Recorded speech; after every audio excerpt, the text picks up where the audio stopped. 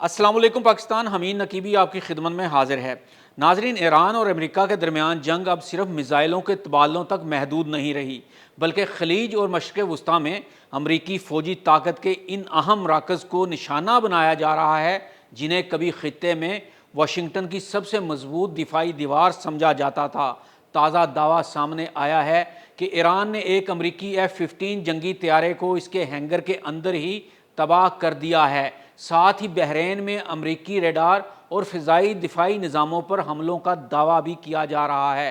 Kuwait میں امریکی فوجی اڈوں کو نشانہ بنانے کا اعلان کر دیا گیا ہے۔ اردن میں امریکی فوجیوں کی ہلاکتیں ہو رہی ہیں اور اب پینٹاگون کی جانب سے تقریباً 100 امریکی فوجیوں کے زخمی ہونے کی تصدیق کر دی گئی ہے۔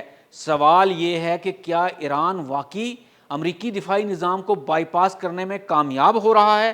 کیا امریکی اڈے جو خطے میں طاقت کی علامت سمجھے جاتے تھے اب خود ایرانی میزائلوں اور ڈرونز کی زد میں آ چکے ہیں؟ اور اگر ایک امریکی F-15 واقعی ہینگر میں تباہ ہوا ہے تو یہ حملہ کس مقام پر ہوا؟ ایران نے وہاں تک رسائی کیسے حاصل کی اور امریکہ کا اگلا جواب کیا ہوگا؟ آئیے تازہ ترین صورتحال کو سمجھنے کی کوشش کرتے ہیں۔ ناظرین، پاسداران انقلاب کے شعبہ تعلقات عامہ کے مطابق ایران نے خطے میں امریکی ریڈار اور فضائی دفاعی نظاموں کے خلاف حملوں کا سلسلہ تیز کر دیا ہے۔ ایرانی دعویٰ ہے کہ ایک امریکی F-15 طیارے کو اس کے ہینگر میں نشانہ بنا کر تباہ کر دیا گیا ہے۔ یہ دعویٰ اپنی نوعیت میں انتہائی اہم ہے کیونکہ F-15 امریکی فضائی طاقت کے اہم ترین جنگی طیاروں میں شمار ہوتا ہے۔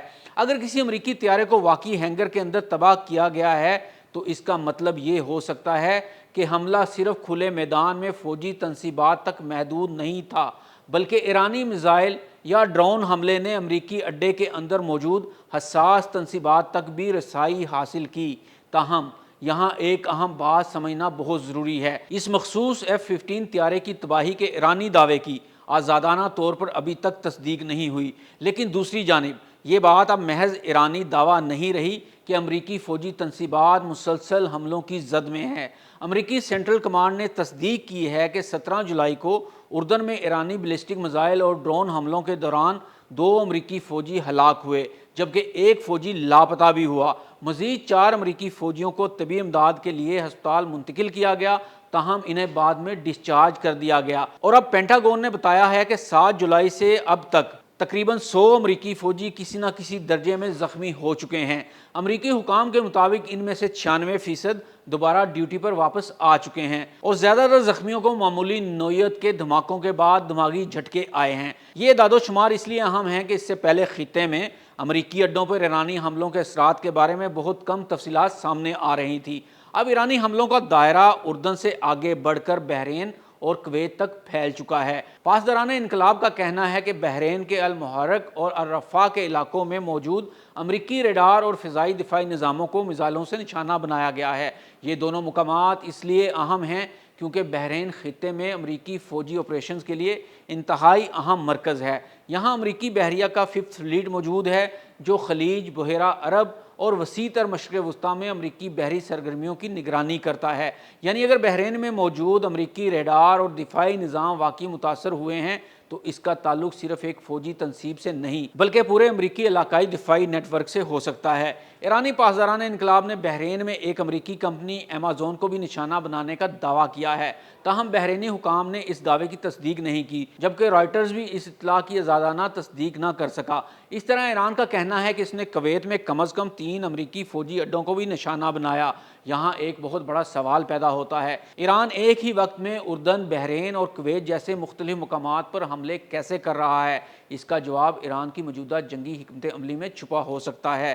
ایران براہ راست صرف امریکی سرزمین یا کسی ایک بڑے فوجی اڈے پر حملہ نہیں کر رہا بلکہ امریکی فوجی نیٹ ورک کے مختلف حصوں کو بیک وقت دباؤ میں لانے کی کوشش کر رہا ہے۔ کویت میں فوجی اڈے، اردن میں فضائی اڈے، بحرین میں بحری اور دفاعی تنصیبات اور خلیج کے حساس سمندری راستے۔ اگر ان تمام مقامات پر بیک وقت حملے جاری رہتے ہیں تو امریکہ کو صرف ایران کے اندر موجود اہداف پر توجہ نہیں دینی ہوگی بلکہ اپنے پورے علاقائی دفاعی نظام کو بھی مسلسل الرٹ رکھنا پڑے گا، اور یہی وہ صورتحال ہے جسے ایران شاید اپنے حق میں استعمال کرنا چاہتا ہے۔ ایران کے حملوں کے بعد امریکہ بھی خاموش نہیں بیٹھا۔ امریکی فوج نے ایران کے خلاف جوابی حملوں کا سلسلہ جاری رکھا ہے، جبکہ واشنگٹن کا کہنا ہے کہ اس کا مقصد ایران کی جانب سے تجارتی جہازوں اور خطے میں امریکی فوجیوں کو لاحق خطرات کو کم کرنا ہے۔ لیکن اب صورتحال ایک خطرناک چکر میں داخل ہو چکی ہے۔ ایران امریکی اڈوں پر حملہ کرتا ہے، امریکہ ایران پر جوابی وار کرتا ہے، ایران مزید امریکی اتحادی تنصیبات کو نشانہ بناتا ہے اور پھر واشنگٹن مزید سخت رد عمل دیتا ہے۔ سب سے خطرناک بات یہ ہے کہ اس پورے عمل میں جنگ کا جغرافیہ مسلسل پھیل رہا ہے۔ پہلے توجہ ایران اور امریکہ کے براہ راست محاذ پر تھی، لیکن اب اردن، بحرین، کویت اور خطے کے دیگر ممالک بھی اس تنازع کے عملی میدان بنتے جا رہے ہیں۔